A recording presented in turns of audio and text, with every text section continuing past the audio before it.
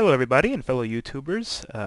Want to analyze a Blitz chess game that I played on the internet. I see on YouTube a lot of analyzed professional games and grandmaster games. I want to analyze a game played by me, a very average Joe, kind of a mediocre player even from a casual perspective. I just enjoy the game. I enjoy playing it online. And the reason why I'm picking this game, it was a 10-minute game that I played on pogochess.com.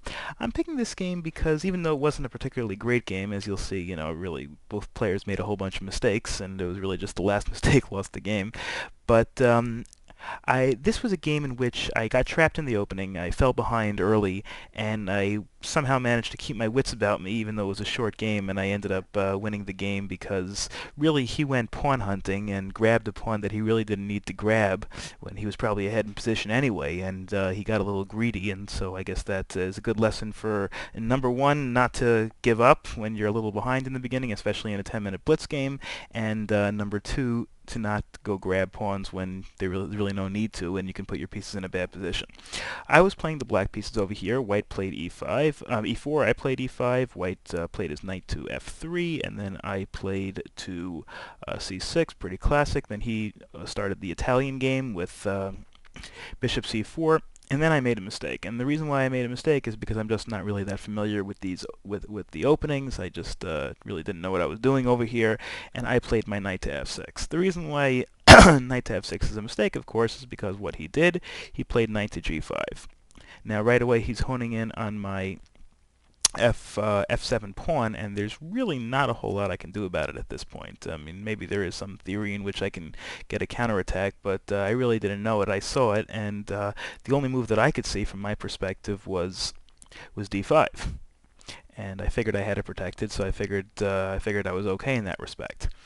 And then he played e take f5. I played knight e take d5, and then knight take d5, figuring okay, now I've opened up a check on his knight, and I'm protecting the knight with I'm protecting the knight with my queen, so I figured everything's okay. Well, this tactic may be obvious to everybody, but I didn't see it at the time. This was the first time I had seen it.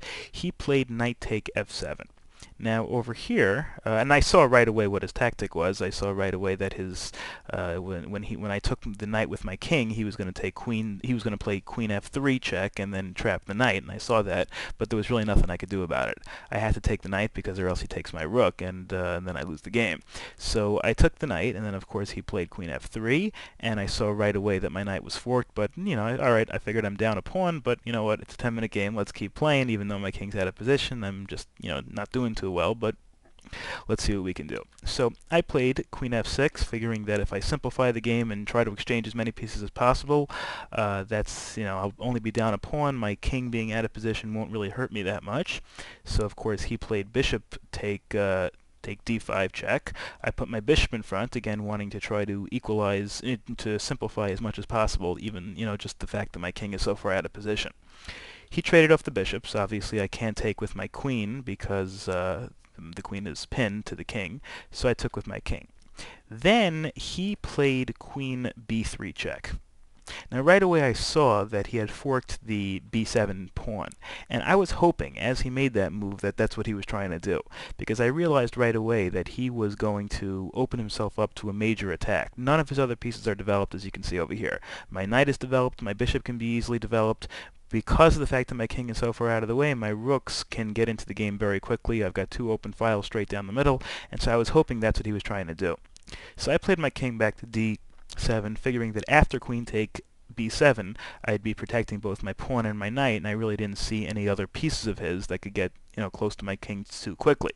So that's what I did, and in fact that's what he did. He went and got the pawn, and that was really the mistake that ultimately cost him the game, although he probably could have come back later on if it weren't a 10-minute game. Now over here, I played the move that I had been thinking about as soon as I saw the fork, and that I played the very strong move bishop c5. Now not only what that does, first of all, it threatens a very strong check, not a mate, but a very strong check on f2, and it also allows my rooks to protect each other. So there's really nothing that the queen can do that I have to be nervous about at this point very much. He castled. That's really the only move that I see he can do. There's really not a whole lot he can do unless he wanted to concede the f7 pawn. And then I moved my rook behind my queen over here, and I saw that I had three pieces lined up on his f2 pawn, and that he really couldn't defend it too well. So then he moves his knight out, developing his knight. That's not a bad move. He's always threatening knight to e4, at least checking the queen and protecting the f7 pawn again. Also, he's blocking the advance of the e5 pawn by doing that. So that's certainly a very good move. Now I probably used about 1.5 of my of my 10 minutes that I had in the game, figuring that I wasn't sure if I wanted to take the f2 pawn right away. Obviously, I knew he couldn't take back with the rook, because then queen takes, rook, check, king has to go to the corner, and then queen f1, that's mate, so he can't do that. But I realized that when and if I decided to take the pawn with my bishop, the bishop was going to be pinned, because the bishop wouldn't be able to move because it would be pinned against the queen. So I thought about that, and I figured I still wanted to do it. The attack was necessary it was necessary for the attack before he somehow managed to get the other bishop in there and defend against it, and or maybe line the rooks up. But before I did that, I wanted to bring my rook in a position to get into the game. My other rook, my rook on a8. Now, I could have swung it over, but that would have taken too much time. So what I decided to do, also the other thing is I was worried about knight d5 or b5 threatening a check on c7, and so what I decided to do is get rid of the queen menace once and for all, and also activate my rook a little bit more. And so therefore, before I played the bishop take pawn, I played rook to b8. Now the only move that he has for his queen is to a6. That's where he put it. Now at this point, I know eventually I'm probably planning on moving my rook to b4, and to see maybe I can swing it all the way across eventually. But so now I figured it was time to play the bishop take pawn. So I played bishop take f2. He only has one move, and that's the corner. He obviously can't take. And then I played queen to h4. Now obviously the reason why I do this is, number one, I want to get rid of the pin on my bishop. Number two, I want to threaten bishop g3, which is basically checkmate, because if he